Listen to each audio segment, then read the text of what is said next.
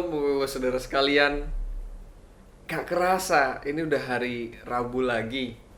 Kita ketemu di STMJ, Sapaan Tengah Minggu Jemaat GKI Bogor Baru maupun Pos Jemaat Sentul.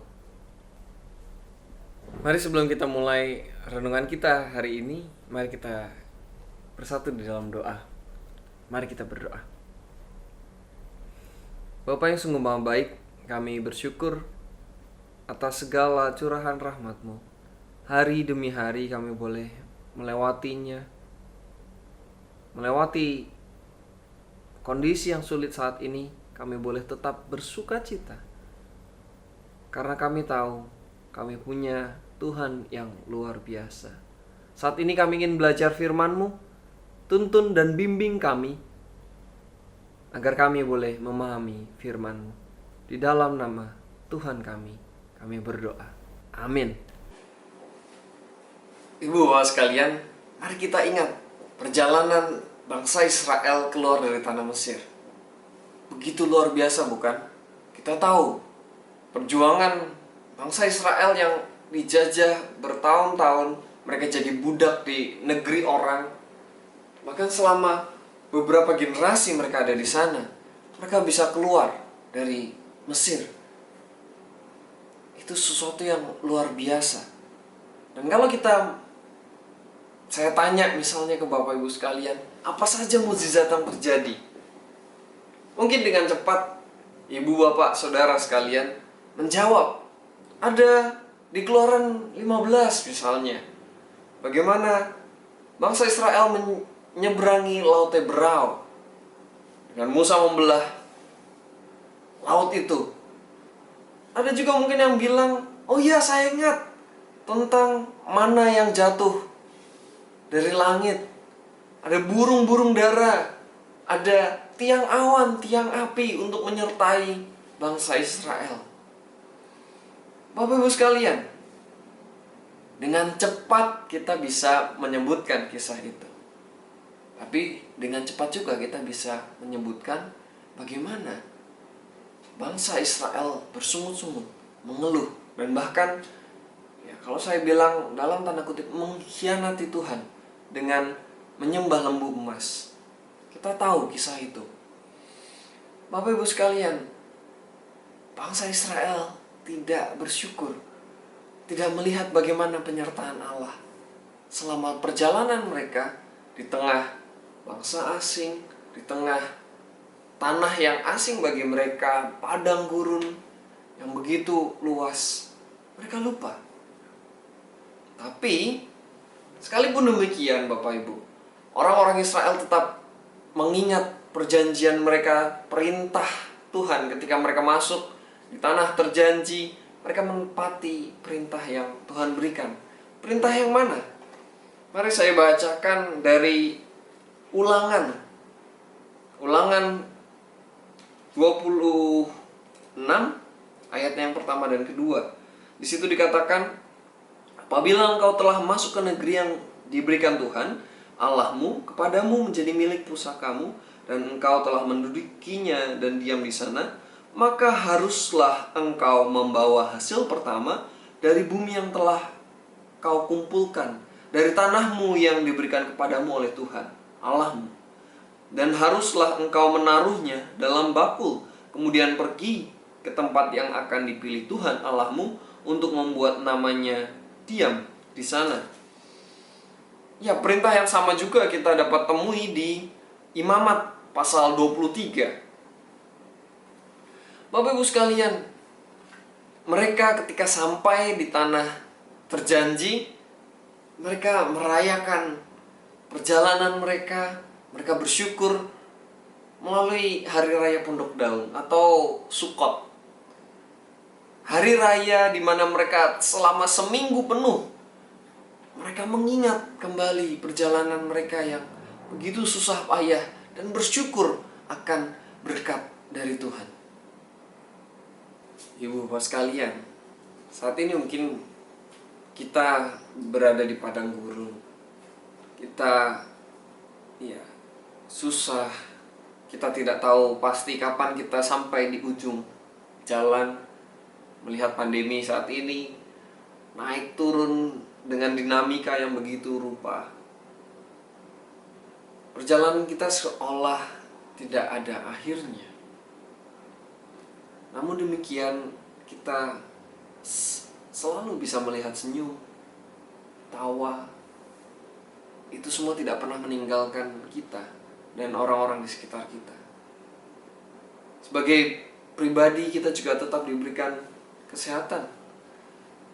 Puji Tuhan, kemarin kita ada rapid test di pos Jemaat Sentul maupun di Bogor Baru. Kita sama-sama melihat hasilnya negatif. Puji Tuhan, jemaat kita bebas dari COVID-19. Sebagai komunitas, kita tidak lantas ambiar, bubar. Tapi kita sebagai gereja, kita tetap kuat, mendukung satu dengan yang lain. Ada beberapa jemaat yang membuka warung kecil-kecilan, jualan usaha kecil-kecilan, dan ini didukung oleh jemaat yang lain. Kita saling mendukung dan saling menguatkan. Itu yang membuat kita tetap berdiri teguh sampai saat ini.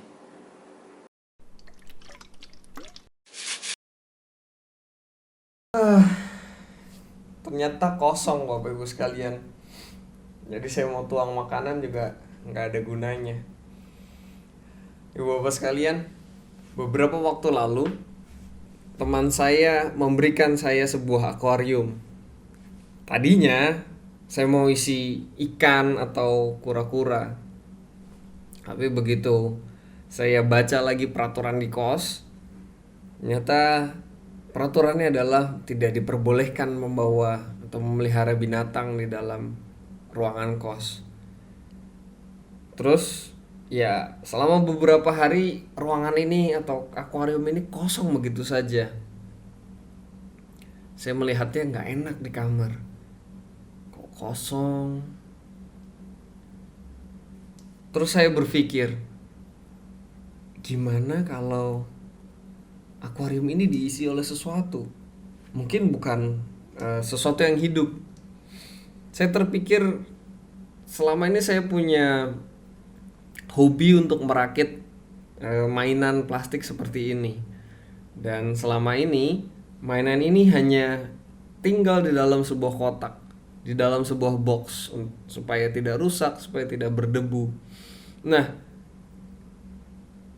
dengan adanya akuarium ini saya pikir mainan ini bisa saya pajang, bisa saya jadikan pajangan begitu di kamar. Bisa saya taruh seperti ini.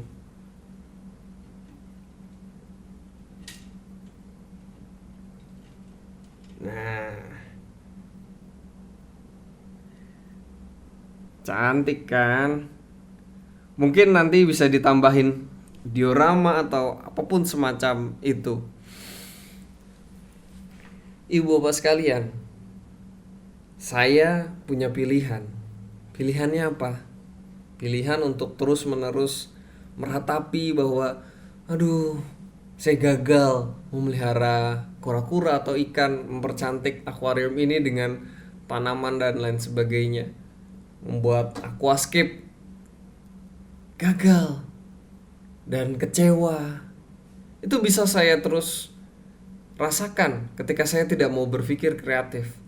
Ketika saya coba lihat akuarium ini dari perspektif yang lain, oke, kalau nggak ada benda hidup ya kita gunakan benda mati misalnya, seperti mainan tadi. Hal ini membuat perubahan. Saya bisa tetap bersyukur dengan adanya akuarium ini, karena saya menemukan hal yang baru. Tidak lagi kosong, saya isi dengan sesuatu yang lain. Saat ini kita punya pilihan. Kita punya pilihan seperti bangsa Israel. Apakah kita mau selama dalam menjalani pandemi ini, saat-saat ini, apakah kita mau seperti bangsa Israel yang bersungut-sungut, yang marah dan kesal dengan kondisi yang mereka alami dan lupa akan penyertaan Tuhan? Baru ingat nanti setelah mereka sampai, atau kita mau bersyukur senantiasa hari demi hari setiap saat? Nggak usah tunggu dulu selesai, nggak usah tunggu dulu berakhir pandemi ini, tapi mari kita hari demi hari kita lihat. Seperti saya tadi mengajak ibu bapak melihat pengalaman saya dengan sebuah akuarium yang kosong, mari kita gunakan perspektif yang lain.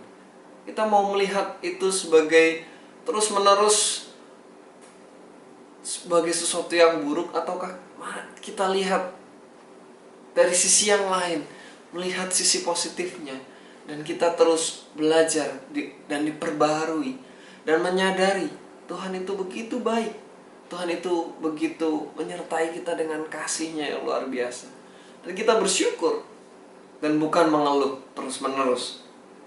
Bapak Ibu sekalian, kita tahun ini merayakan masa Raya Paskah di rumah, dari Jumat Agung, Sabtu Sunyi, Minggu Paskah, bahkan kenaikan Tuhan. Dan besok kita akan sebentar lagi merayakan Pentakosta di rumah. Ibu bapak sekalian, ini adalah peristiwa yang luar biasa untuk kita syukuri. Teman-teman muslim merayakan Ramadan, merayakan bulan puasa, dan merayakan Lebaran tahun ini jauh-jauhan. Tradisi-tradisi itu perlu dirubah, dan kita bersama mensyukuri. Sekalipun gak mudik, sekalipun gak pulang, kita tetap mensyukurinya bersama-sama. Bapak Ibu sekalian, maukah kita mensyukuri berkat Tuhan hari demi hari? Maukah kita melihat ini sebagai sesuatu berkat yang luar biasa? Dan kita sadar bahwa penyertaan Tuhan tidak hanya berhenti saat ini dan di sini, tapi ya kemarin dan juga hari-hari yang akan datang. Ibu bapak sekalian, saat ini kita diberikan kesempatan untuk bersyukur atas apa yang Tuhan berikan. Mari kita tunjukkan rasa syukur kita. Kita memberikan apa yang kita miliki sebagai wujud cinta kasih kita kepada Tuhan. Tuhan memberkati kita sekalian. Amin.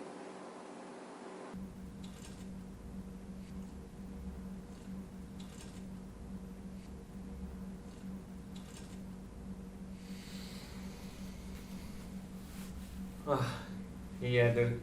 Saya keasikan malah ngerapiin ginian. Lupa kalau kita masih STMJ. Bapak Ibu sekalian, terima kasih sudah menonton STMJ kita pada hari ini. Sampai jumpa lagi di STMJ berikutnya. Dan jangan lupa subscribe. Dan juga kalau mau di lonceng, supaya kalau kita ada STMJ lagi atau ada ibadah, Bapak Ibu ada pengingatnya, nggak lupa jadinya. Bapak Ibu, jangan lupa kita juga akan ada ibadah di minggu besok, ibadah Pentakosta pada tanggal 31 Mei 2020. Oke, selamat malam Bapak Ibu sekalian. Saya mau ngelanjutin ini nih, otak-atik